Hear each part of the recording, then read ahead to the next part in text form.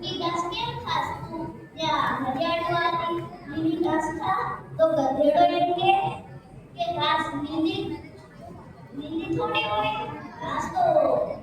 વાદળી કલરની હોય તો પછી એ વાતને થઈ બધાના વચ્ચે ઝઘડો થઈ ગયો બધાના તો પછી એ બધા ગયા જંગલના દાડે સિંહ પાસે તો સિંહે એમ કહ્યું કે ચિંતા કે 50 કોડા મારો અને ગધેડાને ઇનામ આપો તો પછી